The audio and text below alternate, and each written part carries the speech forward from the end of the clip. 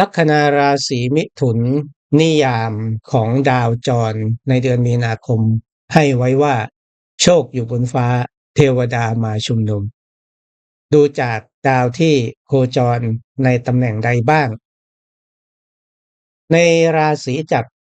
ดาวที่กุมลัคนาอยู่คือดาวพฤหัสบดีตำแหน่งนี้ก็ถือว่าพฤหัสเป็นประเกษตรมาจากเรือนภพปัตตนิก็แปลความหมายว่าคนที่รักอาจจะมาขอพึ่งพาและการคาดหวังอะไรเกี่ยวกับความรักก็อาจจะต้องพิจารณาเผื่อใจไว้ด้วยแต่พฤหัสบดีเข้ามากุมลัคนาเนี่ยถือว่าพฤหัสบดีได้ซึ่งนรเกณฑ์อุดมเกณฑ์เป็นช่วงที่ลัคนาราศีมิถุนจะมีความเจริญก้าวหน้ามีความสำเร็จนะครับแล้วในระหว่างพฤหัสบดีตลอดทั้งเดือนอยู่ที่ภพลาภะและเป็นราชาโชคจะบอกถึงความสำเร็จเรื่องของรายได้ลาภผลความเจริญก้าวหน้าความสำเร็จโชคบนฟ้าดวงหนึ่งปรากฏนะครับนี่ตลอดทั้งเดือนนะเป็นช่วงที่จะต้องใช้ปัญญาในการแสวงหาทรัพย์และก็จะได้คนที่มีความรู้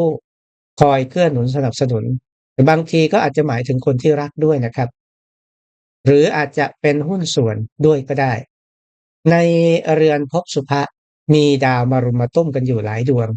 ดวงแรกเลยก็คือเจ้าเรือนพระราหูราหูเป็นเกษตรในเรือนภพสุภะสุภะก็หมายถึงความดีงามวัดวาอารามต่างประเทศ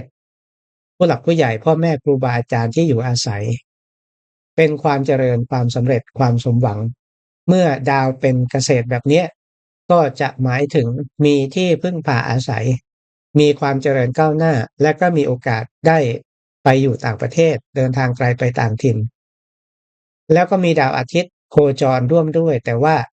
อาทิตย์เมื่อมาอยู่ในเรือนภพสุภะแล้วร่วมกับพระราหูจะเป็นลักษณะของค่าใช้จ่ายความสิ้นเปลืองความเสียหายความเจ็บป่วยและความพลัดพรากอาทิตย์คือดาวภพสหัชชะเมื่อมาอยู่ในภพสุภะส่วนหนึ่งในด้านที่ดีก็จะหมายถึงการได้ติดต่อพบปะกับผู้หลักผู้ใหญ่ในด้านที่เสียก็คือเสียเรื่องการเดินทางและบางทีวาจาตนก็อาจจะนำภัยมาสู่บางทีก็ถูกตำหนิจากผู้หลักผู้ใหญ่ก็พิจารณาไว้เพราะว่าถ้าผู้หลักผู้ใหญ่ตำหนิก็แสดงว่าเรามีข้อบกพร่องกัลยาณมิตรตำหนิคือดีแต่ถ้ามีแต่คนยกย่องสรรเสริญเพราะบางคนก็คือคำหลอกลวงที่จะมีเข้ามาให้คุณยินดีและพอใจไว้ก่อนเพื่อผลประโยชน์ของเขาก็ต้องระวังด้วยเพราะว่าพุธอันธพาลวิวาทราหูดาวพุธเนี่ยคือตัวคุณและดาวพุธคือดาวภพพันธุด้วยเมื่ออยู่ในภพสุภะพุธตำแหน่งดีไหมดีมากเรียกว่าเทวีโชคจะสำเร็จเรื่องที่อยู่อาศัยมีความเจริญก้าวหน้ามีความรุ่งเรืองหรือการได้ไปอยู่อาศัยในต่างถิ่นต่างประเทศแต่ว่าพุธโคจรร่วมกับพระราหูเป็นคู่ศัตรูกันเสี่ยงต่อการถูกหลอกถูกโกงการว่าร้ายใส่ความและความเสียหายรวมทั้งสุขภาพของตัวเองแต่ถ้าท่านระวังไว้แล้วก็ไม่เกิดแต่เรื่องการเสียทรัพย์ยังไงก็ต้องมีแน่เพราะว่าดาวมารุมมาตุ้มกันอยู่อย่างนี้เราก็เตรียมทรัพย์ไว้สำหรับการจ่ายการเสียเพื่อกิจนั้นๆบางคนก็เสียทรัพย์เพื่อสุภะก็คือเพื่อพ่อแม่ครูบาอาจารย์ผู้หลักผู้ใหญ่หรือการตอบแทนคุณ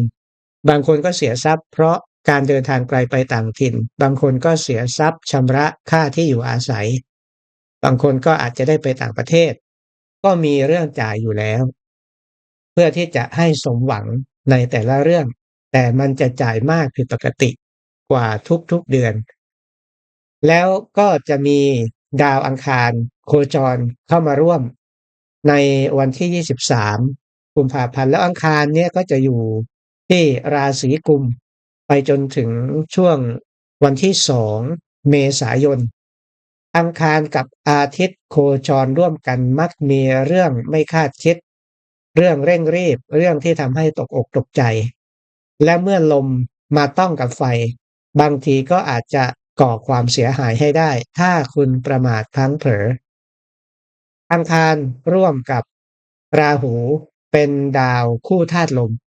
เรื่องเสริมกันจะเสริมกันในเรือนภพสุภะคือการเดินทางไกลบางคนก็จะหมายถึงการได้พบปะเข้าหาเจ้านายผู้บังคับบัญชาผู้หลักผู้ใหญ่ครูบาอาจารย์แล้วดาวอังคารเนี่ยเป็นดาวภพลาภะด้วยเมื่ออยู่ในภพสุภะก็ถือว่าจะประสบความสำเร็จเรื่องของโชคลาภวาสนาโดยการได้รับแรงสนับสนุนจากผู้ใหญ่ผู้ใหญ่ในที่นี้ก็ถ้าเรื่องงานก็คือผู้บังคับบัญชาถ้าเรื่องในชีวิตก็คือพ่อแม่ญาติผู้ใหญ่ครูบาอาจารย์และถ้าเป็นเรื่องส่วนตัวก็คือคุณธรรมที่คุณมีคืออะไรความมุ่งมั่นความเพียรพยายามความกระตือรือร้นไม่อยู่นิ่งพัฒนาตัวเองให้สูงยิ่งขึ้นไปอยู่อย่างสม่ำเสมอและต่อเนื่องเดือนนี้ถือว่าเป็นเดือนที่จะทำให้เห็นผลและประสบความสำเร็จคุณจะเลือกเอาอย่างนี้ไหมถ้าเลือกเอาคุณก็สำเร็จแน่นอนนะครับแต่ถ้าคุณขี้เกียจเที่ยวเตร่เมามายก็เป็นความเสียหายมากเช่นเดียวกันโอกาสเสียทรัพย์ถูกหลอกถูกโกงและมีโรคภัยไข้เจ็บเบียดเบียนก็สามารถเกิดขึ้นได้และบางคนก็เสี่ยงถึงชีวิตได้ด้วยนะครับดาวพฤหัสร่วมด้วยตั้งแต่เดือนกุมภาเป็นต้นมา23กุมภาอังคารมาร่วมก็จะได้คู่มิตรกับดาวพฤหัสเมื่อดาวร่วมกันอย่างเงี้ยคู่มิตรคู่ธาตุคู่สมพลมารุมกันอยู่ในเรือนภพสุภะสุภะแปลว่าความดีงามถ้าบุคคลใดมุ่งมั่นอยู่ในความดีงามยืนหยัดรักษาความถูกต้อง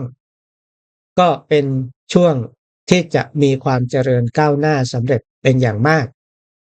เรียกว่าติดปีกบินได้เลยโชคจากฟ้าบันดาลมาให้มีแต่ความเจริญก้าวหน้าและก็ได้พบผู้หลักผู้ใหญ่ที่เป็นที่พึ่งพาอาศัยบางคนหวังจะไปทำงานต่างประเทศก็จะสำเร็จดาวคู่มิตรคู่ธาตุคู่สมพลแต่เรื่องที่เสีย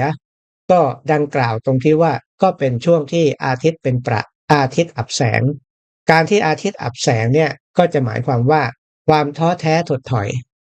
ความไม่มุ่งมั่นทะเยอทะยานไม่เป็นผู้นำใครสนใจแต่ตัวเองเอาแต่ดื่มกินเที่ยวเช่นนี้ก็จะทำให้เสียหายมากกว่าที่จะเจริญรุ่งเรืองช่วงคลาดต้องระวังตัวเป็นพิเศษนะครับแล้วบางท่านก็อาจจะพบความสูญเสียญาติผู้ใหญ่บางท่านญาติผู้ใหญ่ก็อาจจะเจ็บไข้ได้ป่วยอันนี้คืออิทธิพลของอาทิตย์ราหูอังคารเข้ามา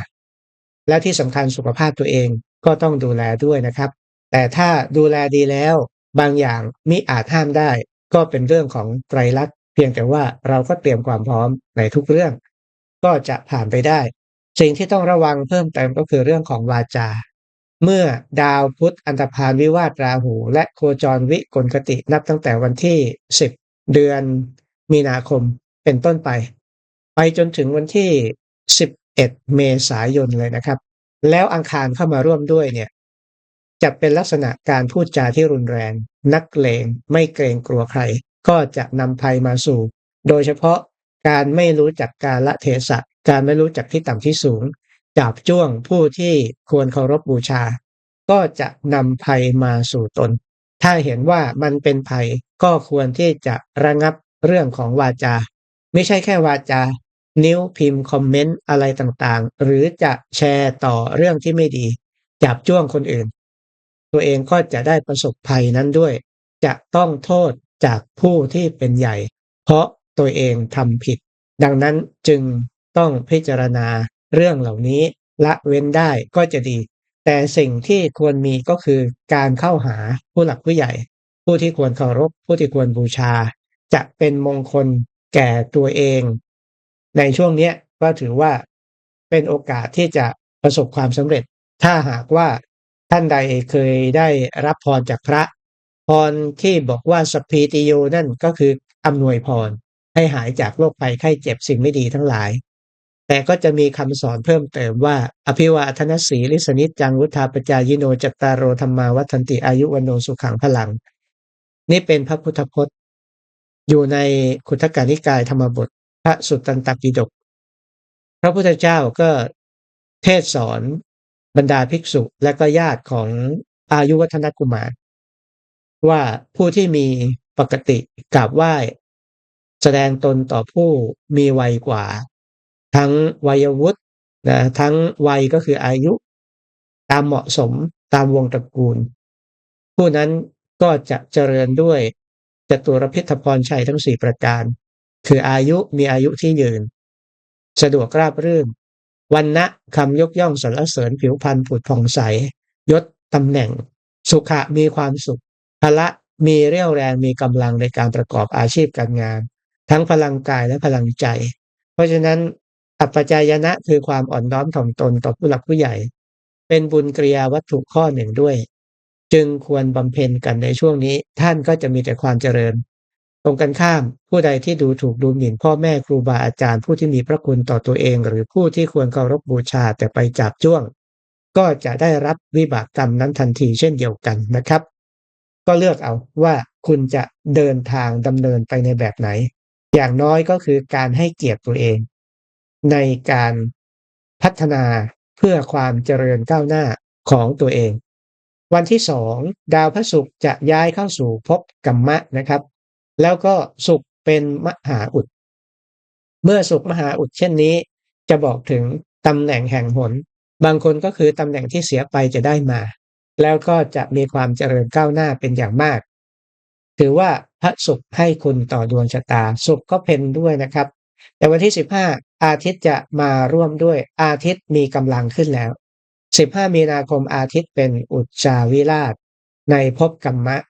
แล้วก็มาร่วมกับดาวพฤหัสถือว่าได้คู่สมพลเรื่องของกิจการงานก็จะมีกำลังมากแล้วก็มีโอกาสที่จะเจริญก้าวหน้าสูงส่วนคนที่ไม่ได้ทำงานแล้วเกษียณแล้วกุศลผลบุญวิถีดาวเนี้ยก็จะบอกสัญญาณว่าแม้คุณจะไม่เจริญก้าวหน้าในหน้าที่การงานแต่ลูกหลานบริวารของคุณจะมีความสำเร็จเจริญก้าวหน้าตามตำแหน่งหน้าที่ที่เขาดำเนินการอยู่ถ้าเป็นเด็กอนุบาลก็อาจจะได้แสดงบนเวทีสร้างความสุขให้ได้รับรางวัลถ้าเด็กประถมก็อาจจะได้คะแนนพิเศษเป็นตัวแทนไปแข่งนู่นนี่นั่นได้รับรางวัลมาถ้าเป็นมัธยมเป็นมหาวิทยาลัยก็จะแตกต่างกันไปแต่ถ้าใครที่กำลังเรียนกำลังสอบลูกหลานคุณนะสัญญาณดาวแบบนี้แปลว่าเขาจะสอบได้ประสบความสำเร็จได้การได้งานได้ขั้นได้ตำแหน่งถ้าไม่ใช่ตัวคุณเองเพราะว่าดาวพฤหัสคือดาวภพปุตตะด้วยปุตตะแปลว่าลูกหลานบริวารผู้ใต้บังคับบัญชาเมื่อมาเป็นมหาอุดในภพกัมมะคนเหล่านั้นก็ประสบความสำเร็จมียศมีตำแหน่งแต่ศุกร์เองก็เป็นดาวภพวินาศด้วยเมื่ออยู่ในเรือนภพกัมมะเป็นมหาอุดแปลในความหมายที่ดีก็แปลว่าของเก่าเก็บจะมาทำกำไรแล้วก็การลงทุนอะไรไว้เช่นคุณซื้อสลากออมสินไว้ตั้งนานคุณฝากประจำไว้ตั้งนานคราวนี้ก็คือการได้ดอกได้ผลถือว่าเด่นนะครับพระศุกร์ให้คุณต่อดวงชะตาแต่ที่ต้องแก้หน่อยก็คือดาวพระเสาร์เสาร์นั้นคือดาวภพมรณะเมื่อมาอยู่ในภพกัมมะและเสาร์เดือนนี้เดินหน้าเสาร์จะให้คุณมากกว่าทุกเดือนที่ผ่านมาในเดือนนี้เสาร์จะให้คุณต่อดวงชะตาเรื่องของความมั่นคงเรื่องของกิจการงานเรื่องของครอบครัวเรื่องบ้านเรือนที่ดินอสังหานะครับเมื่อเสาร์มาอยู่ในภพกัมมะแล้วก็เดินหน้าเนี่ยกิจการงานต่างๆจะขับเคลื่อนแต่ก็จะมีเหตุให้เดินทางไกลไปต่างถิ่นได้ด้วยเพราะยังไงก็ดาวมรณะก็คือดาวมรณะแต่ความหมายอีกอย่างหนึ่งก็คือทรัพย์มรดกบางคนก็อาจจะได้ทรัพย์มรดกแต่บางคนไม่มีญาติพี่น้องผู้หลักผู้ใหญ่จะมอบทรัพย์มรดกให้ก็อาจจะได้สร้างขึ้นมาเองมีโอกาสนั้นมาแล้วก็รับไว้นะครับในระหว่างพระเสาร์เป็นอุจจาวิราชในเรือนพันธุจะหมายถึงคนอื่นอำนวยให้เรื่องที่อยู่อาศัยเรื่องที่ดินอสังหา อันอาจจะเป็นทรัพย์สินมรดกก็ได้เนี่ยถือว่าเด่นบางคนก็อาจจะได้ด้วยความเสน่หามิใช่ลูกไม่ใช่หลานเขาแต่ว่ารู้จักดูแลผู้หลักผู้ใหญ่ผู้ที่มีคุณตนก็มีโอกาสที่จะประสบทรัพย์นั้นแม้ไม่ปรารถนาแต่ก็จะได้มานี่เรียกว่าโชคจากฟ้าเมื่อดาวพระเสาร์ณวางเป็นอุจจาวิราชอยู่ที่ภพพันธุเหมือนราชาโชคเรียกว่าโชคแบบยัดเยียดถือว่าเด่นพอเดือนถัดไปจะเข้าสู่ภพปุตตะเป็นมหาอุดอันนี้ก็มีลาภใหญ่ลาภลอยบางคนได้ลูกได้หลานบางคนได้ตำแหน่งใหม่นะครับแต่ช่วงที่ต้องระวังหน่อยก็คือวันที่8วันที่9ช่วงที่ดาวพฤหัสกับดาวเสาร์สนิทองศากันกุมกันอยู่จะบอกถึงเรื่องของความผิดหวังการถูกหลอกความขัดแย้งการงานผิดพลาดเสียหาย2วันนี้จึงต้องระวังนะครับและเมื่อใครอยากจะแก้เคล็ดแก้ไขช่วงนี้ก็เหมาะแก่การไปออกโรงทานไปบริจาคอาหารหรือไปทำกิจสำหรับญาติพี่น้องต่างๆสงเคราะห์เกื้อหนุนกันจะเป็นการดีเกิดอะไรขึ้นก็ขออโหสิขออภัยต่อกันไม่ถือโทษโกรธกันก็จะผ่านไปได้นอกนั้นก็จะมีแต่ความสำเร็จรุ่งเรืองนะครับแล้วที่สำคัญ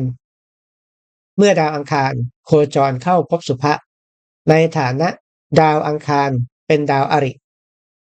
เมื่อเข้าภพสุภะก็จะแปลในความหมายว่าได้ที่ปรึกษาหรือคุณนะก็จะได้ตำแหน่งที่ปรึกษาผู้คนได้บำเพ็ญกุศลได้ช่วยเหลือผู้คนและที่สำคัญอิทธิพลแรงที่สุดอังคารคือดาวภพลาภะราศีเมษเมื่อโคจรเข้าภพสุภะแปลว่าโชคลาภสำเร็จในวันที่1ดาวอังคารณวางเป็นเกษตรที่เรือนอริในความหมายนี้ก็จะบอกว่าโชคลาภวาสนา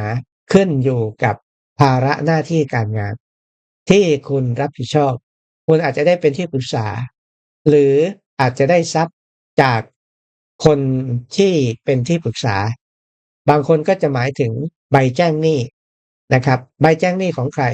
ของผู้หลักผู้ใหญ่หรือสลิปเงินสำหรับการทำบุญใบอนุโมทนาบัตรเป็นต้นแต่ถ้าเรื่องของลอตเตอรี่ช่วงบ่ายอยู่ที่เรือนภพปัตตนิปัตตนิก็แปลว่าคนอื่นหรือเพศตรงข้ามอาจจะเป็นบัญชีการเงินของคู่ครองหรือบัญชีที่คุณใช้เล่นหุ้นอาจจะเป็นหุ้นฮานอยหุ้นลาวได้หมดก็ไปดูเลขที่บัญชีนั้นก็ได้ถ้าคนที่ไม่มีคู่แต่ถ้ามีคู่ขอจากคู่ก่อนแต่บางคนก็อาจจะได้ปันผลจากหุ้นก็ดูเลขที่หุ้นในวันที่1แล้วก็ในวันที่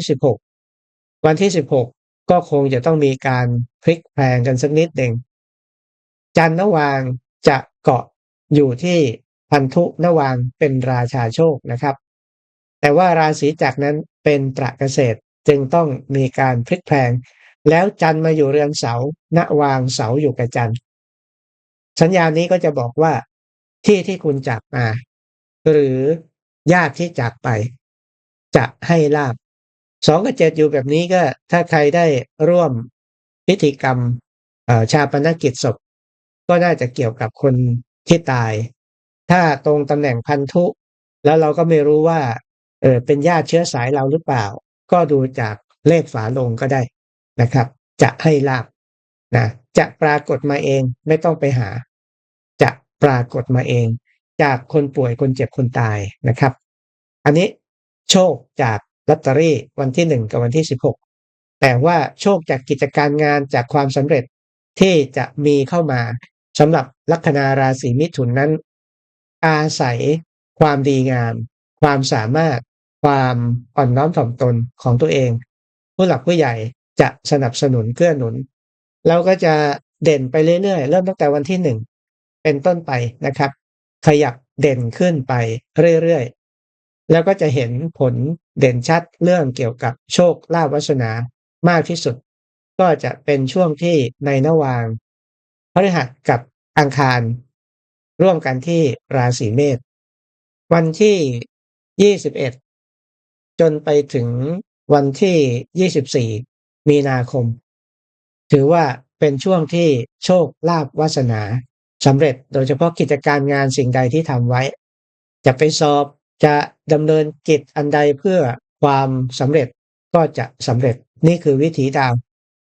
ยกเว้นไว้เสียแต่ว่าพื้นดวงชะตาของท่านนั้นมีดาวรับกันไม่ดีอยู่นะครับแต่ที่สำคัญเรื่องของดาวที่จะมามีอิทธิพลต่อดวงชะตามากที่สุดในเดือนมีนาคม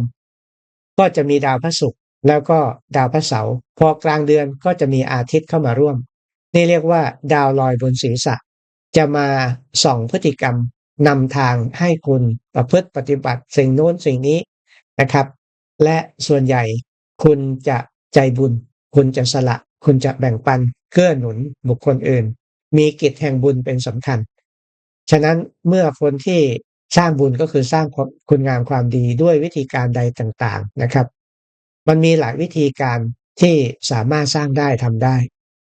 ก็มุ่งมั่นในการยึดมั่นในความดีความงามของตัวเอง